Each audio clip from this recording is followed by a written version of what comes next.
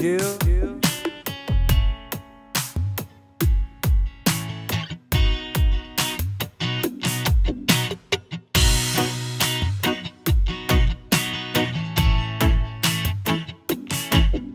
Hi, honey. Hey, babe. Welcome to the Smaller Podcast, where we talk about our music, garden, and food, Yes. and comedy. Yes. That's you. Yes. Yes. Oh, I'm sorry. What? So, what's the topic today? Kindness.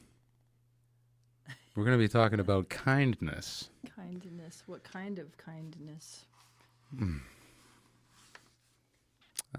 I was saying the special kind that makes make you feel better. I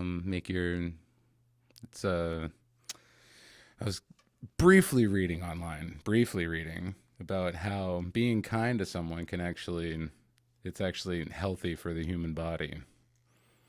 It releases this type of, I don't remember the word. It starts with an O. It's OXY. I forget the name of the word.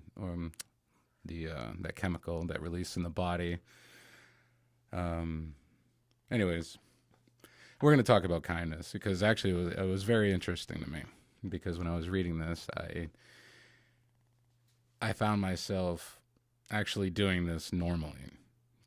Oh, that's good. So, it's a good sign, right? Mm-hmm. We needed so just being kind. So when I'm trying to be nice to people on everyday basis, any person I encounter, I am, like I was trying to tell you before, because we were trying to drum up some conversation of what we're going to be talking about.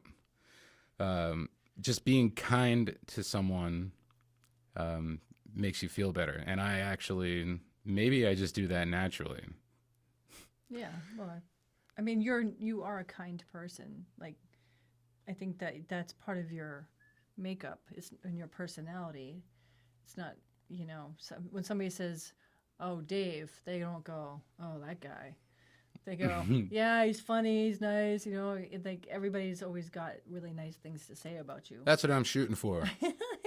Well, you're all set. So what is being kind to you? Well, I actually wrote a list of things that Let's do it. I think that you do. Oh. That is kind. Okay. And I'll just go through my list. It's not a poem or anything like that. So I think it's kind when you play music for me. I love doing that because she gives me compliments. When you adjust the covers so I don't get cold. When you fix my coffee in the morning. When you rub my head. When you snuggle with the kitty. Well, I can't help it. When you listen to what I'm saying. What? Just kidding. When you make it your goal to make others laugh. When you garden, it's like this magical kindness that happens in the garden.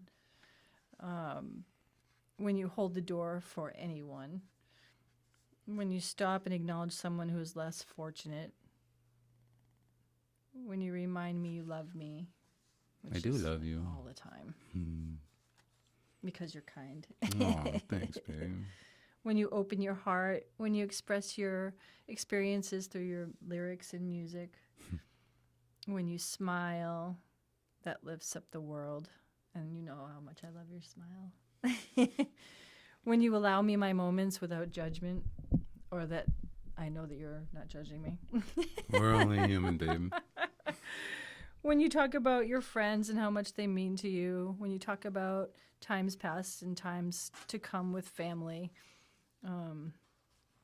So if I were to say what a really good example of kindness is, that would be you and your actions. Oh, I'm kind of glad I started it off by saying what I said. So. Well, thanks, babe. I'm like I'll say this time and time again, but now that we're recording, I will give anybody the benefit of the doubt just because I do have faith in humanity. Although how tough it can be sometimes. But we just have to accept the fact that there is negativity out there. There is evil. It does exist, but that doesn't mean we have to hide and not show our love for the majority. And I think the majority of people are kind or want to be kind at heart. It doesn't necessarily come out in the way that people would like, because we're not all the same. We were all raised differently. We all have different beliefs, and that's what makes us awesome. And I find it absolutely incredible where I can try to find the comedic value in anything that crosses my path, because I get that from my dad, because he's there's always funny, there's always something, there's always comedy, there's always something funny, and you got to try to find that funny. There's a time to play and there's a time to work too, and there's a time to be serious. Yeah. But my dad always tried to push the envelope of trying to make people laugh. Yeah. And what I stem from that, and that with the great, education, I think I took those morals and try to put it in my everyday life. I try to rub off on people where they could try to, if they want to try to be like me, that's cool too. And I'm like, I'm trying to set an example. Like we're all here. Let's progress together. Let's be kind. I mean, it's so crazy on just that small word and how it can make someone's life so much easier. Yeah. If you could just be kind. If you run into that one person, and we all have, where it's just nothing is going to please this person.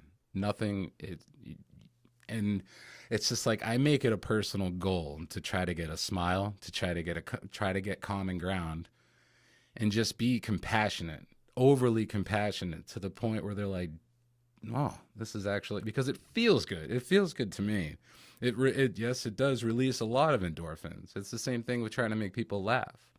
But anybody can be nice. Anybody can be kind, and it just takes that little extra effort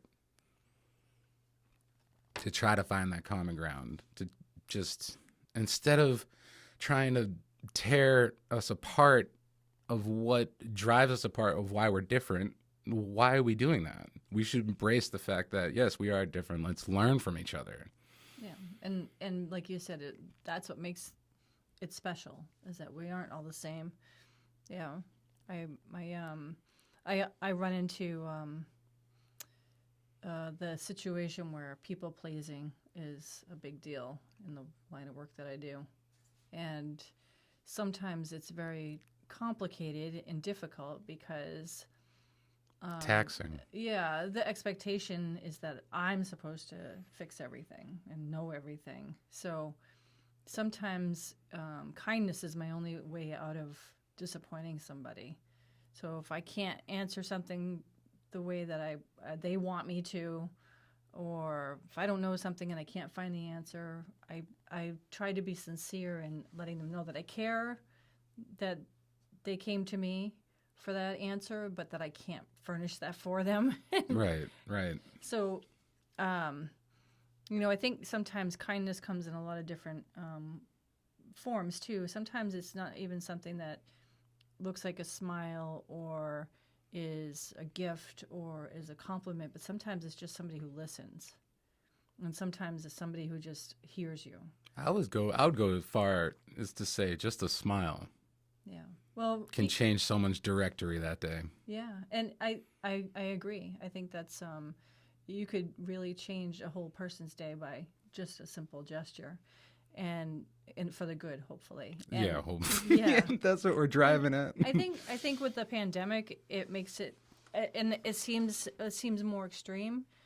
But I think that we're used to seeing a smile, and we're used to seeing the politeness, the manners, the nonverbal communications that we have with people, and we're not getting that right now. No. So it sometimes you can see a smile in somebody's eyes. Sometimes somebody will say something nice, Like good morning is simple. It's kind. It's not asking anything of another person. But just walking by somebody, acknowledging them, saying good morning sometimes is enough to be like, all right, this day's going to be good. And it makes you feel good when you say something like that too. Though I think that we're struggling right now with that communication with people without having to actually talk. And I would absolutely agree with you on that, because what really kills me is not seeing that nonverbal gesture, not seeing somebody smile. Because if I don't see that, then I expect, well, not really expect, it's just, just common decency, and not to be rude, and just excuse me. You're walking by me, you're in my personal space. Yeah. It's just, I think if you are at all going to be in someone's life at all, in and out, even if it's just for 2 seconds, when you're driving or when you're walking or when you're just whatever, if you have any burden on their timeline in life where you slow them down or speed them up, it's excuse me. It just doesn't take much, and it frustrates the hell out of me, because I'm used to that. I hold the door open. I say excuse me, and I say, I need that. I'm compassionate, and I want people to understand, like, we can all get along better if we could just be a little bit kinder, I guess is the topic we're doing now. Yeah. And it frustrates me because no one is doing that. It's just I feel, and just the way I feel, is that when they wear the mask, they're hiding. And that gives them the okay to just go about whatever they're doing and screw everybody else. And I'm like, we're still making eye contact. We're still human here. And, minus the mask, I know we're not getting the smiles and everything, but I think I agree. I think there is some of that. I also think that there's a lot of people out there that are very scared. So when they see me walking down the aisle toward them, they don't want, either if they acknowledge me, they either don't want to look at me, they don't want to be anywhere where I might be able to breathe on them or get contact. I guess the last with thing them. on their mind would be like, excuse me or something. Maybe they're Right. just panicked. You're right. Yeah. But it's still, I know. if we're supposed to be doing like the 6 foot distance, the social distancing. And I'm like, okay, that's cool. But you go into a grocery store, you are coming within 6 inches of people and no one is saying, excuse me. And I'm like, even if there wasn't a pandemic, say, excuse me, or we're going to have problems. I'm like, what are you doing? Yeah. I'm like, who are you? It's hard. I think the grocery store is. I'm getting road rage and I'm not even driving. I know. Well, that's why I think I banned you from the grocery store. Because I used to like going to the grocery store. I like reacting with other people. But you're right. It's hard to bring that comedic value. It's hard to be joyful and everything when everything is so stiff and uptight when you get out there. Yeah, Right. It's important to. I always try to take a deep breath. If I go to the grocery store and I get to the parking lot and I realize that there may be more people in there than I might be comfortable with, because of that, unknowing how people are going to respond to me in their space or them in my space, so I try to take that deep breath before going in and try not to make it about me, because I know I have certain things to get. It's really a necessity. It's not that I choose to go in there just to buy whatever like I used to. Like I actually we don't have that luxury right now. We go in with a lot of intention now, where before we just kind of stop by to see kind of what looked good. So now going in, I have to have a different mindset, and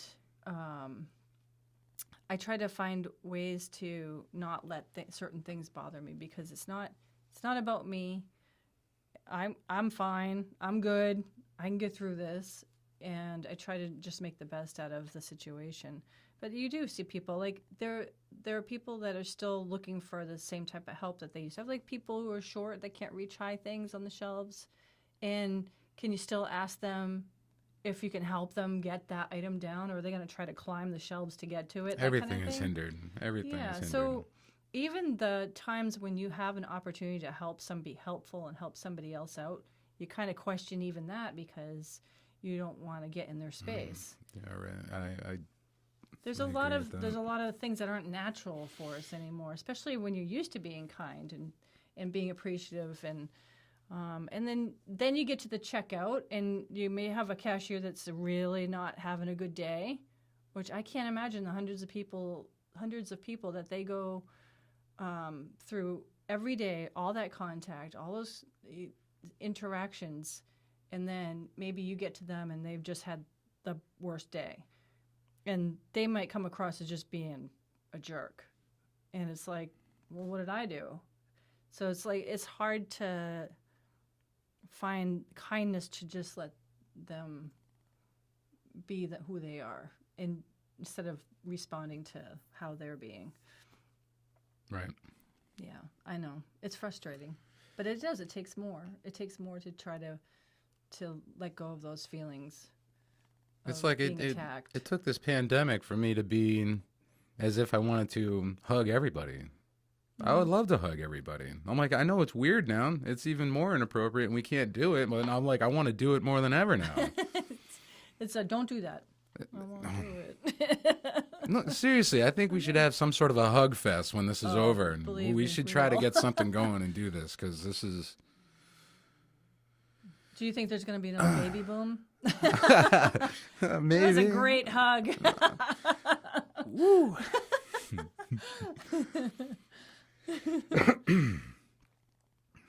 Just try to be nicer to people and just kinder gestures. Just I think though, in contrast to the whole grocery store thing, is that I think that the people that we surround ourselves with are super kind people.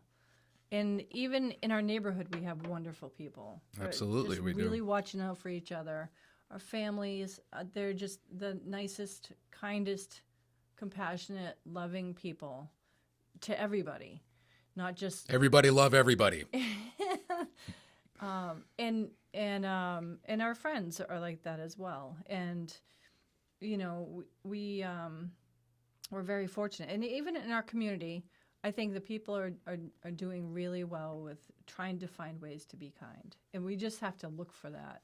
It's so easy to see when something is not right, and then that just works on you, and then you miss all those other things that happen that are wonderful and beautiful because they're like distracted by that one thing that happened. Mm-hmm. But I think we need a positive distraction, for sure. Well, that could be you. Well, I'm a distraction. I don't know if positive, that's up for speculation. Yeah. So I just pulled out one of the Martin Luther King Jr. Quotes because I thought it would be appropriate. Celebrating Martin Luther King Jr. Day. Yeah. And so I thought this was kind of sort of appropriate for our chat today. And the quote is, "We've learned to fly the air like birds. We've learned to swim these seas like fish, and yet we haven't learned to walk the earth like brothers and sisters." Yeah, let that sink in for a second. Then it still reigns true. Yeah. Well, even more so today, even over the past year. I mean, it's like a constant reminder that we still have a lot of work to do. Yeah. We are barely scratching the surface. Yeah, but not all is lost. we have a lot of people that we still got hope. We still got hope. We still got people who love, and we still got loved ones. We still got friends and family who are on board with this. Yeah. But it doesn't help to try to inspire other people. So what is something that happened today that you felt was an act of kindness that somebody else did?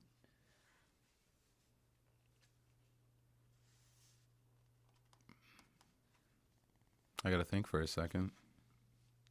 Do you have one off the... Yeah, I do. All right, then you talk Well, while because I think. I asked the question, so obviously it made me think of a lot of things that happened today. So my mom came over so I could do her hair, and she brought me some homemade granola that she made. But not only did she bring me the homemade granola, but she put them in little serving size bocadillo Nice. snack size bags so that I could have a serving every time I wanted it. And she went and she got these special raisins that are supposed to be better than just your basic old raisin you buy. So she put a lot of love and effort into it. Oh, it's one act of kindness was actually from my boss Jay. He well, actually, he's always thinking of all of us. But today he picked up these little desserts. He thought of me because they were chocolate and peanut butter. But luckily for me, they ran out, and I didn't have any. But I found out that I had like mocha or cappuccino in it. And I'm like, I wouldn't have liked it. I wouldn't have liked it. But that was an act of kindness. I did appreciate that. But they all loved it. Obviously, they were gone. Yeah, that's really nice. But he thought about me, and that felt good. You know? Yeah. Jay is a nice person. He really is. Really is. He always... I know you're going to watch this. Very nice. You're a very kind person. Yes. Well, we love you, man. And whenever he comes into our store, well, my store, it's always, you always know there's somebody nice in that building.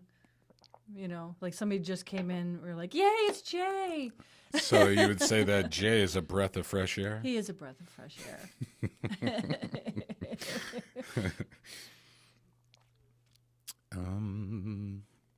What else? Kindness is love. Oh yeah, I got a bunch of that. Yeah. Yeah. And I think that I got a huge heart. If you put love into your actions and the things that you do in time, your mind will probably go there first, you know. I think the more you practice kindness, the more you put that first kindness foot forward first. How's that for a lot of